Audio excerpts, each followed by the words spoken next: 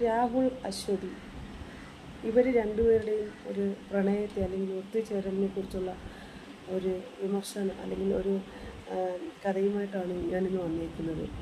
ഞാൻ ആ കഥ തുടരുന്നതിന് മുമ്പായിട്ട് നിങ്ങൾക്ക് ഞാനിടുന്ന വീഡിയോസ് ഇഷ്ടപ്പെടുകയാണെങ്കിൽ നിങ്ങൾ ആ വീഡിയോസ് മറ്റു നിങ്ങളുടെ ഫ്രണ്ട്സിനും റിലേറ്റീവ്സിനും ഷെയർ ചെയ്യാൻ മറക്കരുത്. അതുപോലെ തന്നെ ചാനൽ സബ്സ്ക്രൈബ് ചെയ്യാനും മറക്കരുത്. അപ്പോൾ നമുക്ക് വലിച്ചു നീട്ടാതെ തന്നെ നമുക്ക് കാര്യത്തിലോട്ട് കടക്കാം. രാഹുലിൻ്റെയും അശ്വതിയുടെയും ആ ഒത്തുചേരലിനെ കുറിച്ച് രാഹുൽ വിവരിക്കുന്നത് ഇങ്ങനെയാണ്. എൻ്റെ ജീവൻ രക്ഷിക്കാൻ തൻ്റെ കാലുകൾ നഷ്ടപ്പെടുത്തിയ അശ്വതി ചേച്ചിയെ ഞാൻ എൻ്റെ ജീവിതത്തിലേക്ക് കൂട്ടുകയാണ്.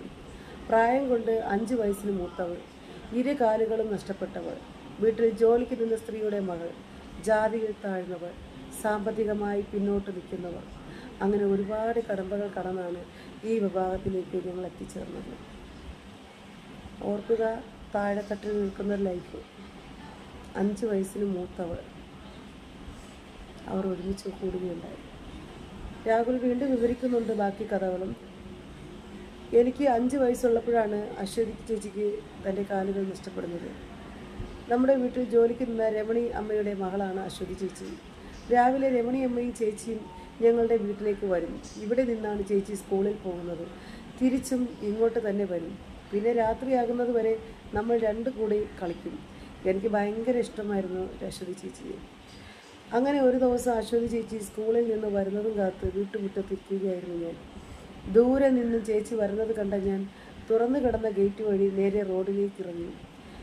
അന്ന് എനിക്ക് നേരെ പാഞ്ഞു വന്ന ഒരു ലോറിക്ക് മുന്നിൽ നിന്നും ഓടി വന്ന് എന്നെ എടുത്തു മാറ്റിയത് അശ്വതി ചേച്ചിയാണ്.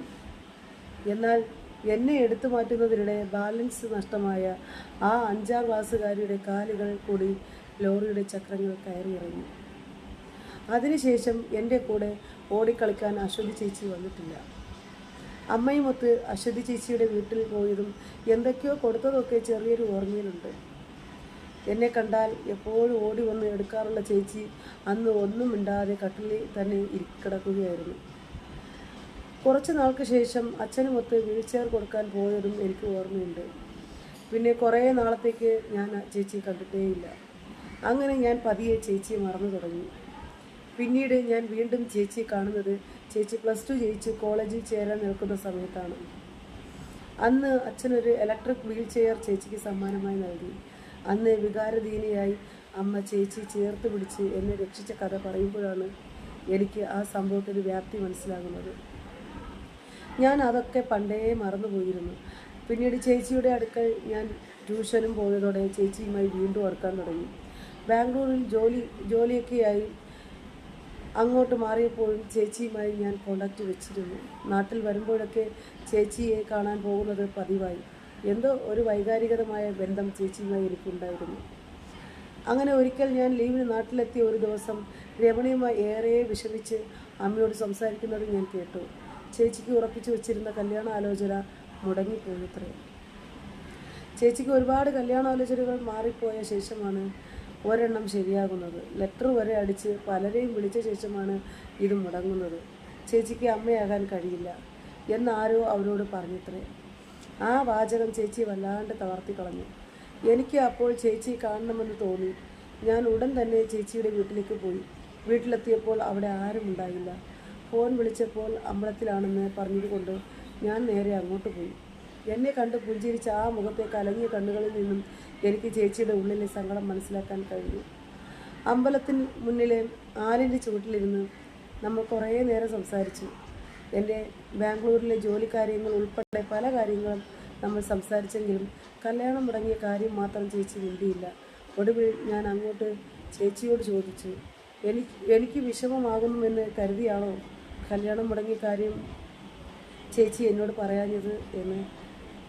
അതിന് ചേച്ചി പറഞ്ഞ മറുപടി, എന്നെ കണ്ടപ്പോൾ ചേച്ചി അക്കാര്യമൊക്കെ മറന്നുപോയി എന്നായിരുന്നു. ഞാൻ ചേച്ചിയെ കല്യാണം കഴിച്ചോട്ടെ. പെട്ടെന്ന് എൻ്റെ നാവിൽ നിന്ന് അങ്ങനെ ഒരു ചോദ്യം വന്നതും അമ്പലത്തിൽ മണി മുഴങ്ങിയത് ഒരുമിച്ചായിരുന്നു. തമാശയായി കണ്ട ആദ്യം അത് ചിരിച്ച് കളഞ്ഞെങ്കിലും പിന്നീടുള്ള എൻ്റെ സംഭാഷണത്തിൽ നിന്നും അതൊരു തമാശ ആയിരുന്നില്ലെന്ന് ചേച്ചിക്ക് മനസ്സിലായി. രാഹുലെ, അതൊന്നും ശരിയാകൂലടാ, നീ അത് വിട്. എന്ന് പറഞ്ഞുകൊണ്ട് പോകാനൊരുങ്ങിയ ചേച്ചിയെ പിടിച്ചു നിർത്തി നല്ലോണം ആലോചിച്ചിട്ട് എനിക്കൊരു മറുപടി തരണമെന്ന് പറഞ്ഞു വിട്ടു. ചേച്ചി പലതവണ പല കാര്യങ്ങൾ പറഞ്ഞു എന്നെ പിന്തിരിപ്പിക്കാൻ ശ്രമിച്ചെങ്കിലും എൻ്റെ തീരുമാനം ഉറച്ചതായിരുന്നു. ഞാൻ എൻ്റെ ജീവൻ രക്ഷിക്കാൻ സ്വന്തം ജീവൻ പണയം വയ്ക്കാൻ തയ്യാറായ ആ 5 ക്ലാസ്സുകാരിയേക്കാൾ നല്ലൊരു പെണ്ണിനെ എനിക്ക് വേറെ കിട്ടില്ല എന്നെനിക്ക് ഉറപ്പായിരുന്നു. ഒടുവിൽ ചേച്ചി സമ്മതം മൂളിയെങ്കിലും കടമ്പകൾ ഒരുപാടുണ്ടായിരുന്നു. എൻ്റെ അച്ഛനെയും അമ്മയെയും സമ്മതിപ്പിക്കുന്നതിനേക്കാൾ ബുദ്ധിമുട്ടായിരുന്നു ബന്ധുക്കളെ സമ്മതിപ്പിക്കാൻ.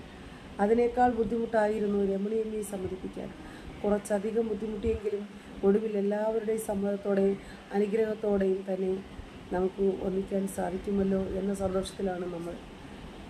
ഞാനെടുത്ത തീരുമാനത്തിലെ തെറ്റും ശരിയും ഒന്നും എനിക്കറിയില്ല. പക്ഷേ ഒരു കാര്യം എനിക്ക് ഉറപ്പ് പറയാൻ സാധിക്കും. എൻ്റെ ഉള്ളിൽ ജീവനുള്ളിടത്തോളം കാലം ഞാൻ ചേച്ചിയെ ചേർത്ത് പിടിക്കും. എൻ്റെ ഭംഗിയുള്ള ഒരു പ്രണയകഥ അത് അവർക്ക് സഫലീകരിക്കുവാനും ആയുഷ്കാലം മുഴുവനും അവരുടെ ആ ഒരു ഈശ്വരൻ സമ്മാനിച്ച ജീവൻ ഈ ഭൂമിയിൽ നിന്ന് വേർപിരിയോളം അവർ ചേർന്ന് തന്നെ ജീവിക്കാനും എൻ്റെ പ്രാർത്ഥനയുമായിട്ട് നിങ്ങളുടെ സ്വന്തം സ്മിതാവിനെ. നിങ്ങൾക്ക് ഈ വീഡിയോയെക്കുറിച്ച് എന്തെങ്കിലും കമൻസുകൾ രേഖപ്പെടുത്താനുണ്ടെങ്കിൽ രേഖപ്പെടുത്താം. ഈ സ്റ്റോറി ഇഷ്ടപ്പെട്ടാൽ, ഇത് സ്റ്റോറി എന്ന് പറയാൻ പറ്റില്ല, ലൈവായിട്ട് നടന്നുകൊണ്ടിരിക്കുന്ന ഒരു സത്യമായ ഒരു നഗ്നമായ സത്യം കൂടിയാണിത്. അപ്പോൾ നിങ്ങൾക്ക് ഈ ഒരു സ്റ്റോറി ഇഷ്ടപ്പെട്ടാൽ ലൈക്കും കമൻസും ചെയ്യാൻ മറക്കണ്ട. അതുപോലെ ചാനൽ സബ്സ്ക്രൈബ് ചെയ്യാനും മറക്കണ്ട കേട്ടോ.